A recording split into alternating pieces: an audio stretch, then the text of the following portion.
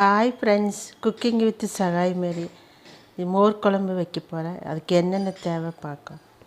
இது பூசணிக்காய் வந்து ஒரு பீஸ் எடுத்திருக்கேன்.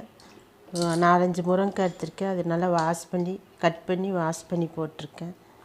இது வந்து அரை மூடி தேங்காயில் மூடியும் ஒரு ஸ்பூனு ஜீரகம், 5-6 மிளகு, ஒரு இஞ்சி துண்டு, 4 பச்சை மிளகு. இதை அரைக்கணும். தாளிக்கிறதுக்கு பல்லேரியில் சின்ன பல்லேரி ஒன்று பொடியாக நறுக்கினது, கருவேப்பிலை கொஞ்சம் தாளிக்கணும். இது மோர் இந்த அளவு எடுத்துருக்கேன். உங்களுக்கு எவ்வளோ தேவையோ அவ்வளோ எடுத்துக்கோங்க. இந்த மாதிரி ஒரு பாத்திரம் வச்சுக்கோங்க. அடுப்பில் சூடானது ஒரு 2-3 ஸ்பூன் எண்ணெய் ஊற்றிக்கோங்க.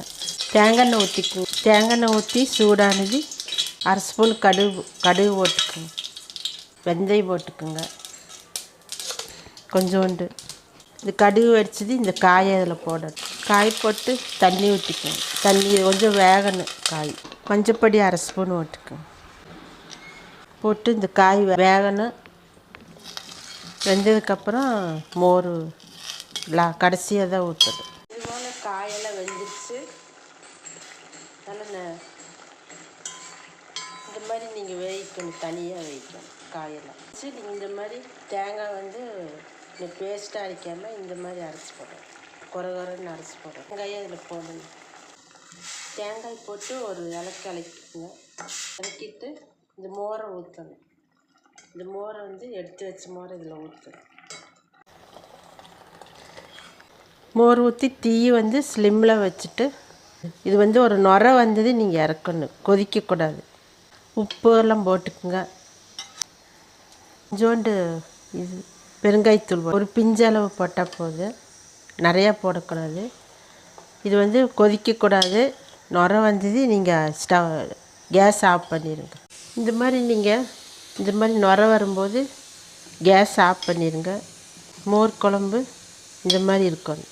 இது நீங்கள் இறக்கி வச்சு ஒரு வடச்சட்டி வச்சு அதை தாளித்து கொட்டணும். அதே தேங்காய்னா ஒரு 3 ஸ்பூன் ஊற்றி எண்ணெய் சூடானது இந்த வெங்காயத்தை 2 வத்தலும் போட்டு இது வதக்கி அதில் போடணும். குழம்புல போடணும். இந்த மாதிரி நீங்கள் வதக்கி ரொம்ப வதக்க வேண்டாம். இந்த மாதிரி வதக்கி மோர் குழம்புல போடணும். போட்டு ஒரு இலக்கி உப்பு காரம் எல்லாம் பார்த்துக்குங்க. உங்களுக்கு காரம் எவ்வளோ வேணுமோ அவ்வளோ நீங்கள் போட்டுக்குங்க. காய் இதில் எந்த காய் வேணாலும் போட்டுக்கலாம். சுரக்காய், பூசணிக்காய், முருங்கைக்காய் போட்டு வெண்டைக்காய் மோர் குழம்பு நீங்கள் வைங்க. நல்லா இந்த மாதிரி வச்சு பாருங்கள். நல்லா டேஸ்ட்டாக இருக்குது. இது நல்லா சைடிஷாக மீன் பொரிச்சது வச்சு சாப்பிடுங்க. நல்லா இருக்குது. நல்லா ருசியாக இருக்குது. இது செஞ்சு சாப்பிட்டுட்டு எனக்கு எப்படி இருக்குன்னு கமெண்ட் பண்ணுங்கள், லைக் பண்ணுங்கள், ஷேர் பண்ணுங்கள் ஃப்ரெண்ட்ஸ், சப்ஸ்கிரைப் பண்ணுங்கள் ஃப்ரெண்ட்ஸ். Okay friends, thank you.